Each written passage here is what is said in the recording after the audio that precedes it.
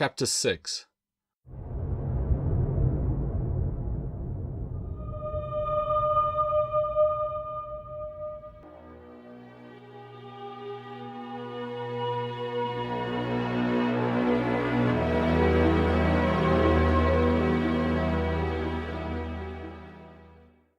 Adrian opened his eyes to a darkness more profound than his sister had experienced. But instead of confusion, he awoke to the hopelessness of certainty.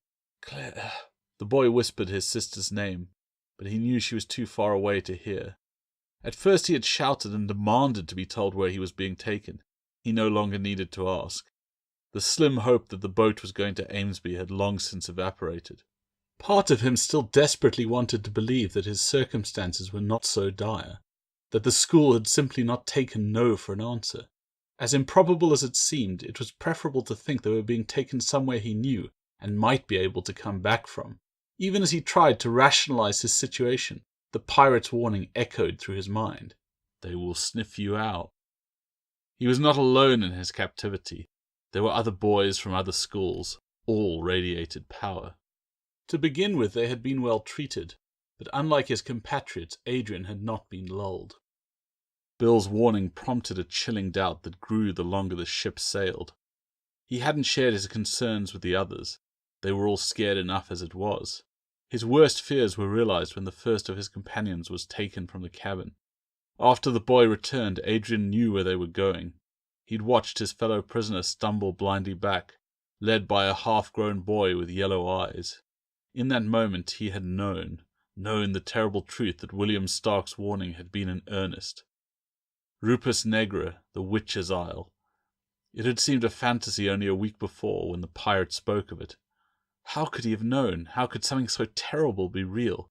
He'd had scant minutes for self-recrimination. Then it was his turn. He couldn't remember if he struggled much when they took him. He knew he'd cried as they pulled his glasses off, but the pain of the iron searing his eyeballs belonged to someone else. He no longer cried, and not just because he couldn't.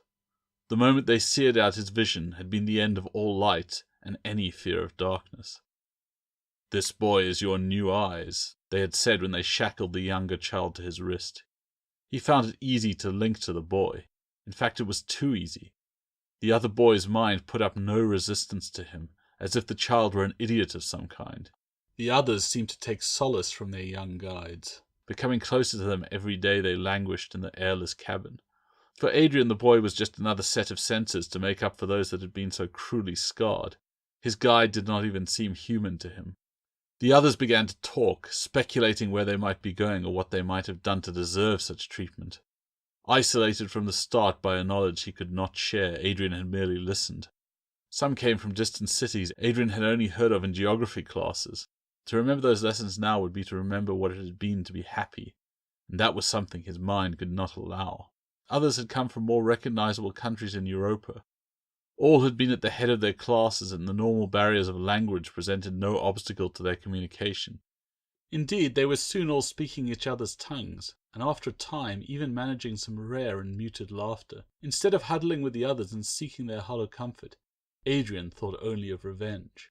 Time and again he threw his mind against the invisible wards that insulated the cabin. It had taken him a while to calm down enough to realize that such unfocused flailing was simply a waste of his energy. Adrian knew he could not afford to give up, though, and he used his strange companion's eyes to examine the walls of the cabin in minute detail. Sure enough, he began to notice a particular mark carved into the wood. At first the mark looked like nothing, a mere gouge in the paintwork. He'd seen the ragged scuff enough times during his first days of captivity, but through the eyes of his companion the dark smudge became clearly outlined. While the others slept, he peeled back the paint to reveal more of the strange marks. They radiated in all directions beneath the veneer. Sure enough, when he dug beneath the door frame over the lock, there was an intricate knot of markings scoured into the wood. A glance around the room with borrowed eyes assured him that none of the others were awake. He extended his mind to the lock, and felt the energy in the runes awake as it resisted his probes.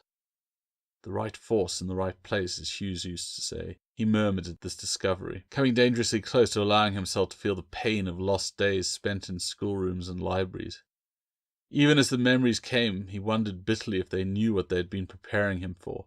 Encouraged by the reaction of the runes, he extended his mind to the door. This time he ignored the lock and tried to unwind the tangle of dark, interconnecting lines that made up the sigil on the lintel. To his surprise, the shape on the doorframe began to change almost instantly, and the door opened with a loud click of the latch. "What are you doing?" came a worried voice, freezing him in the act of reaching for the door handle. "What's happening?" another echoed, heavy with sleep and fear. Mental probes assaulted him, but he shook them off, jealously guarding his thoughts. "I've managed to open the door," Adrian said out loud. "Why? Where will you go?" the first boy asked. "It doesn't matter. There must be a lifeboat or something." Adrian tried to sound confident. "Look what they've done to us already. You risk us all being punished," someone whined. "You think they don't plan to do worse?" He raised a finger to his ruined eye and allowed them to sense a small fraction of his pain and fear. The involuntary pangs of remembered agony coming from the other boys left him in no doubt that he had their attention. Perhaps some of them would help him with the escape. "How do you know they'll do something worse?" his heckler asked. "I just do," Adrian snapped. He didn't have time for debate, but the last thing he wanted was the other lad making a scene and giving him away. "I've got to get out of here. If anyone wants to come, now's the time." "What's your name?" His interrogator changed tack. "What's yours?" "Maximilian, but I asked first." "Mine's Adrian," he answered. "Are any of you coming or not?" "Do you know where this ship is going, Adrian?"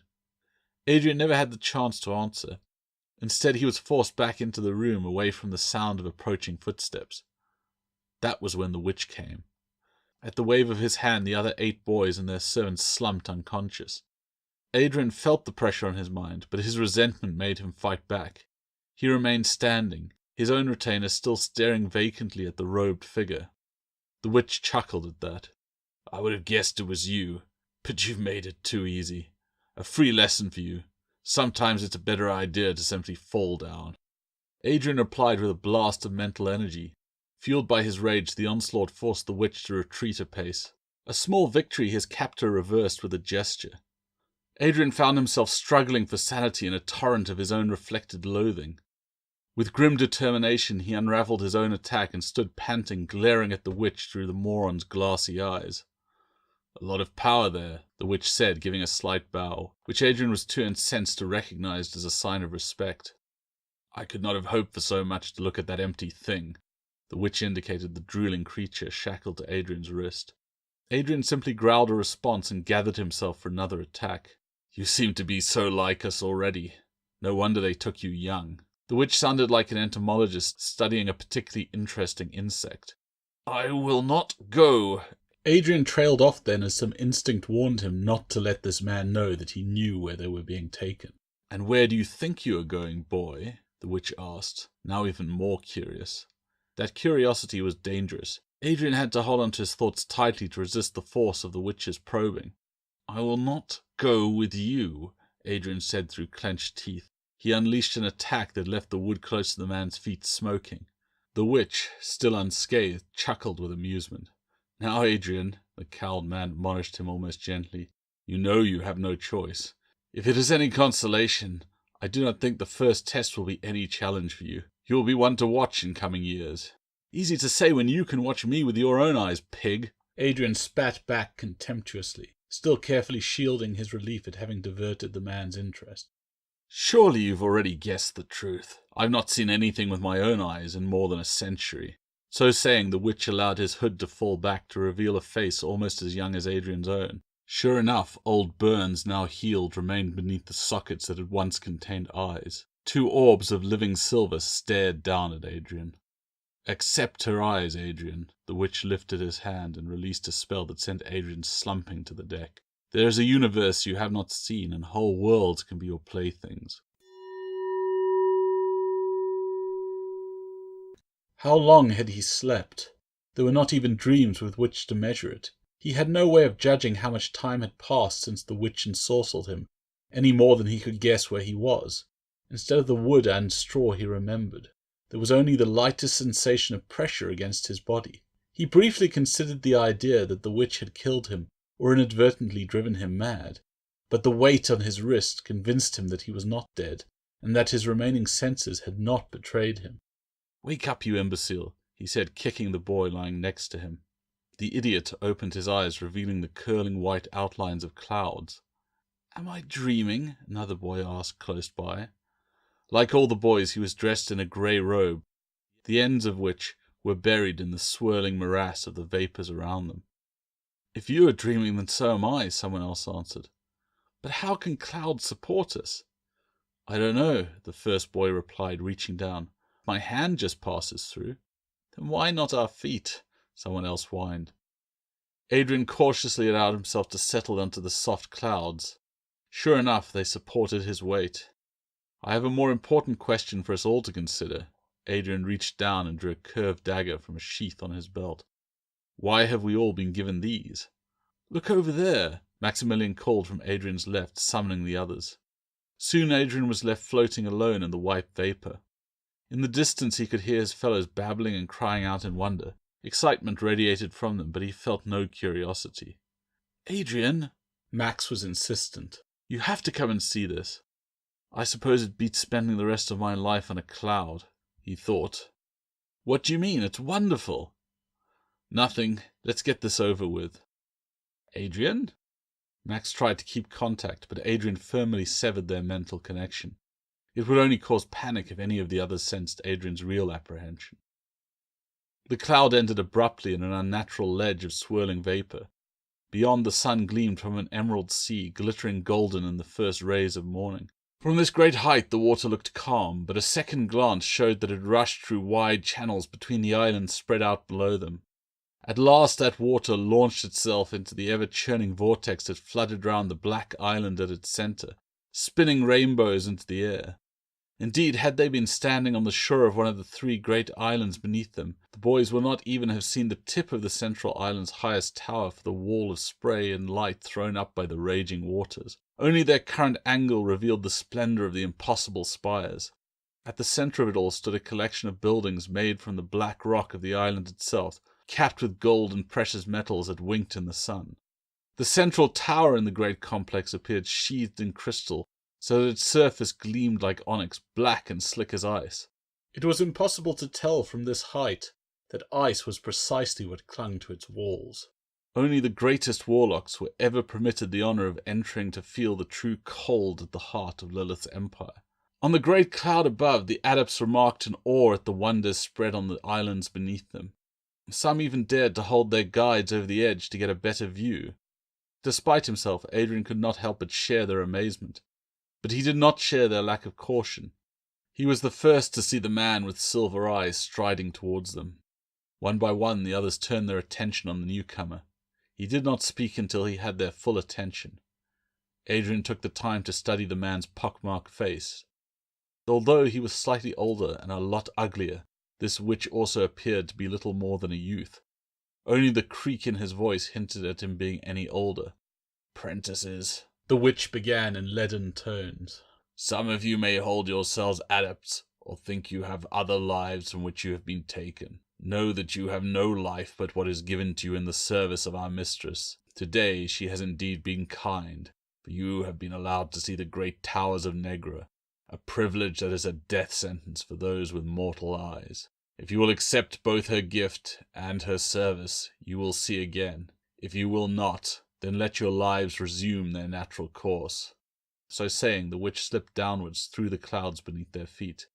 "What did he mean by all that?" one of the youths asked, voicing everyone's thoughts. "I don't know, but—" Adrian started to reply, but stopped as he felt the weight on his wrist increasing. "The clouds are melting!" someone cried in alarm. "It's dragging me down!" another shouted. Sure enough, Adrian realized the weight of the boy shackled to him was pulling him down too. He set his feet and leaned back, but it only slowed their descent. The cold vapour was curling round his thighs and over the boy's shoulders. He only got an occasional impression of the others around him. Many others were already on their knees trying to pull their guides back up, but that only led to them being drawn deeper into the cloud. In the blink of an eye, the apprentice nearest Adrian disappeared altogether. Only his cries gave any indication of his fate. Struggling for calm, Adrian replayed the witch's words in his mind. A single phrase stood out. The witch had said that seeing the towers of Negra was a death sentence to mortal eyes. Of course, none of the adepts had seen the towers directly, The loss of their eyes saw to that. But, Adrian reasoned, the boys whose eyes they used were being punished in their stead. With his free hand, Adrian found the dagger at his belt. The choice presented to him was obvious, and he was resolved not to die for the sake of the vacuous creature chained to him. Grimly he drew the weapon and brought the razor edge down on the boy's thin wrist. He steeled himself to do the job at hand, but at the first drop of blood spilt, a remarkable transformation occurred. The boy screamed an unearthly yowl, and stared at him in sudden hatred. Then the flesh of his hand began to ripple, reducing in size and thickness until it was a cat's paw that slid easily through the loop of the shackle. For a brief moment Adrian touched the mind of his second familiar. Then the cat was gone, spilling through the air to the inevitable death below. Around him a few of the other apprentices had done the same. Their screams at murdering part of themselves were louder even than the cries of those who simply slipped through the clouds to their death. Adrian, for his part, floated blind, half buried in clouds. There was a loss of energy when the cat died. He'd put a lot into it over the years, if only to fool his examiners, but he regretted the loss of his vision most. Had he not yet passed the test? He had killed the mortal who had broken the Queen's law and freed himself of its burden. Would he simply be left to starve, blind in midair? Cautiously he drew himself up onto his hands and knees, moving forward slowly. He stopped at the realization that with only the cold touch of clouds to warn him of the edge, he didn't dare try to explore. He allowed himself to slump down again, desperately trying to find hidden meanings in what the witch had said. No, not just one witch, he realized. They both said it. Serve her. Accept her gift. He had worked in her service already when he executed her law, but he had not truly accepted her. I accept her gift, he said so softly he could barely hear himself. Then again, I accept the Queen's gift. There was no immediate response, and he was left alone, floating, robbed of all sensation but the bitter taste of his surrender. His time in darkness seemed endless. His despair swelled until his ruined eyes filled with tears. Liquid ran down his face in mercury droplets, burning as it went. In an instant there was light. Pain shot through him as he stared with new-grown silver eyes on the marvel that was Negra. A world that had been invisible until now expanded before him. With his new eyes he could see its true wonder, appreciate every angle of design, follow every play of force. He was no longer limited by human senses. If he focused, he could watch the atoms spinning through the clouds around him, see how the molecules were subtly knitted to hold his weight. The joy he felt proved fleeting as the sheer enormity of his perception began to weigh on his mind.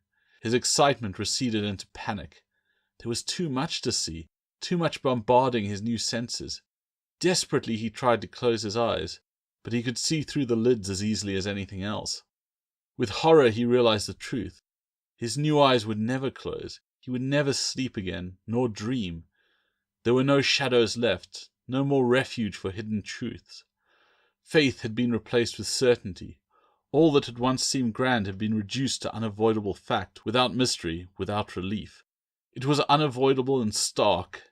There was no wonder now, no glory. He looked upon infinity with new clarity, and no detail, not even hope, was left to his imagination. The newest witch of Negra regarded the scene reflected in his blank silver eyes and laughed. It was a hollow sound.